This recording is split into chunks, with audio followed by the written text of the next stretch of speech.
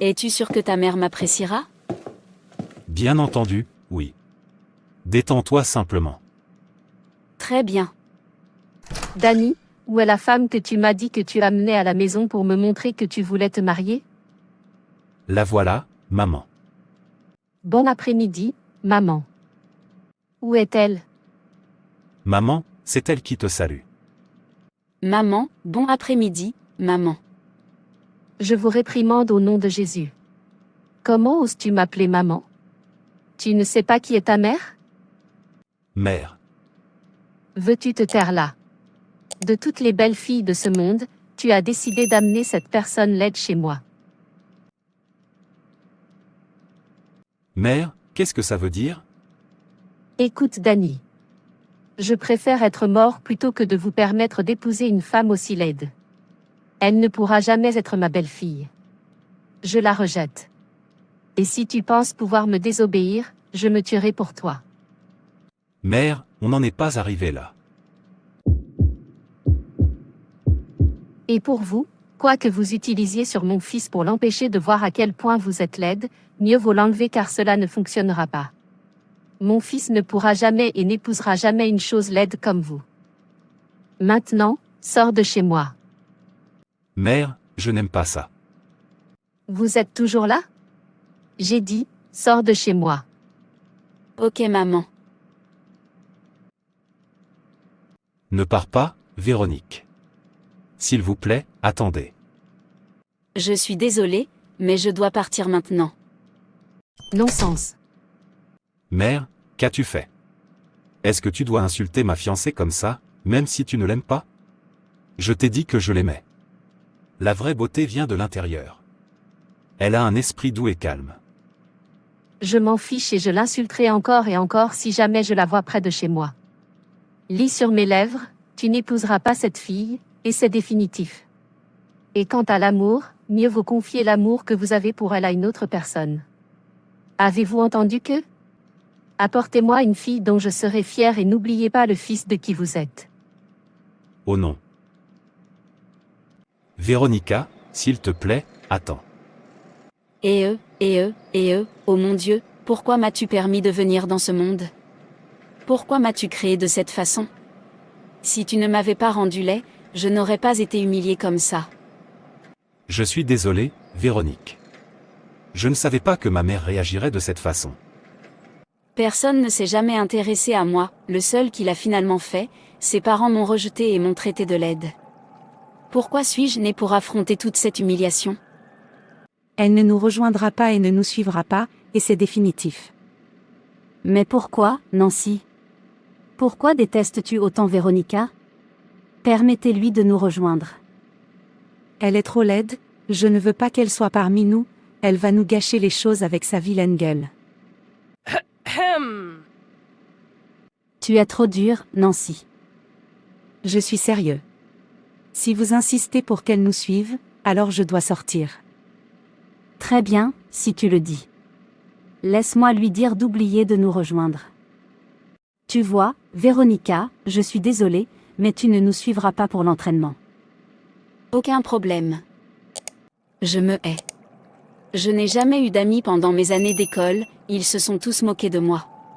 Maintenant que je pensais que c'était fini, pourquoi suis-je toujours confrontée à la même humiliation? Véronica, je sais que tu seras là. Je suis désolé pour la façon dont ma mère vous a parlé, tu ne mérites pas ça. Tu as un bon cœur. S'il te plaît, pardonne à ma mère. C'est bon, je comprends. Je n'ai aucune rancune contre elle, après tout, c'est ta mère. Je t'aime, mais ma mère menace de se suicider si je l'ignore et si je t'épouse. Et? Ne t'inquiète pas, vous n'avez pas besoin d'expliquer, je ne voudrais pas que tu le fasses. Manquer de respect à ta mère. Véronica, nous n'avons pas fini de parler. S'il vous plaît, partez et laissez-moi tranquille. Ma chérie, tu es de retour. Comment c'était?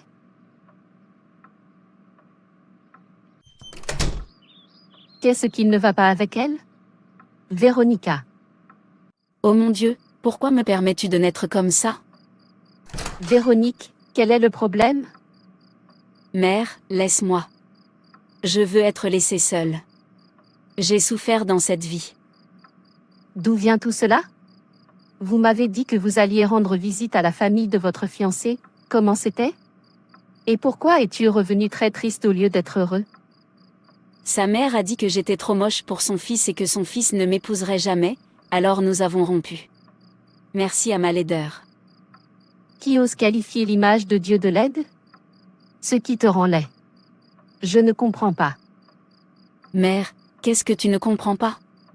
Elle a dit que j'étais moche. Cela a toujours été le cas dans ma vie. Écoute-moi, Véronica. Tu n'es jamais laid. Vous n'avez pas besoin d'écouter ceux qui ne peuvent pas vous créer et qui ne vous ont pas créé. Vous n'avez pas besoin de permettre à une personne qui n'a aucune connaissance de Dieu de détourner votre attention ou de vous faire vous détester. Dieu n'a créé personne laid. Vous êtes une image de Dieu. Genèse 1 verset 27. Dieu créa donc l'humanité à sa propre image, à l'image de Dieu, il les a créés, mâles et femelles, il les a créés. Cela signifie que nous reflétons quelque chose de la nature de Dieu. Nos corps, quelle que soit leur forme, leur taille ou leur apparence, portent cet incroyable honneur. Lorsque nous nous regardons dans le miroir, nous pouvons nous rappeler que nous avons devant nous le reflet de la créativité de Dieu. Cela ne signifie pas que nous ressemblons exactement à Dieu, mais que tout notre être, y compris notre corps, a été conçu pour montrer quelque chose de qui est Dieu. Traitons-nous et traitons les autres avec respect, sachant que nous portons tous l'image de Dieu. Mère, s'il te plaît, arrête. Vous êtes un dessein spécial pour un but spécial, qui ne peut être réalisé que par vous, et exactement tel que vous êtes.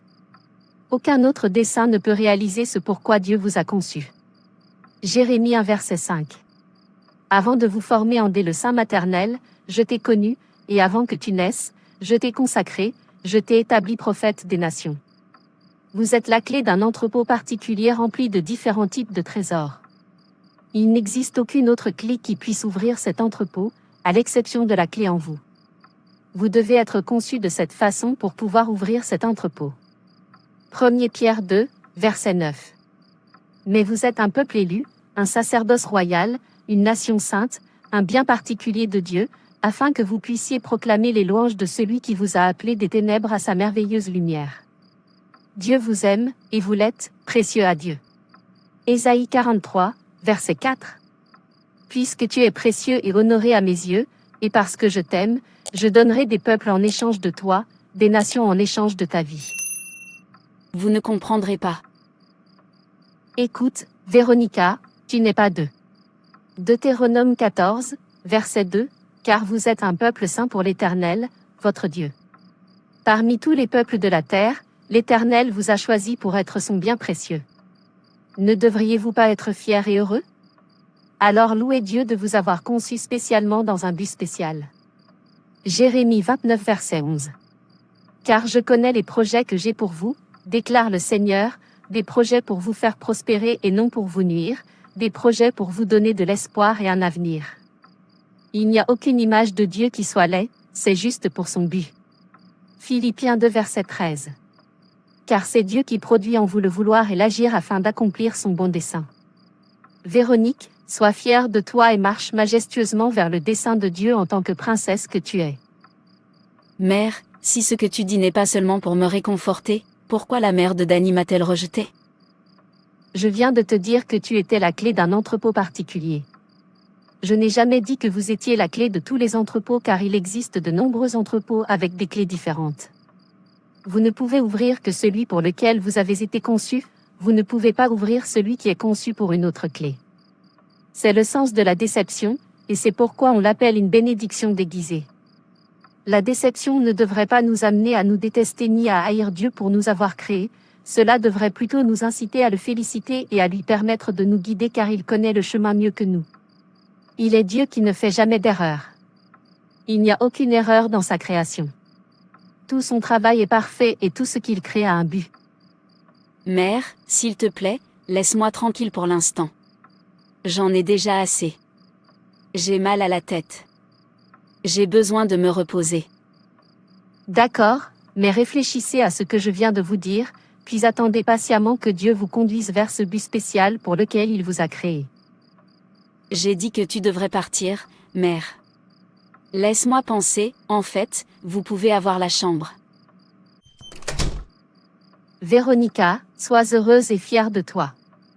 Alors ce ne sera pas long, vous comprendrez pourquoi vous avez été créé de cette façon, mais si vous vous détestez, vous risquez de manquer le dessein de Dieu dans votre vie.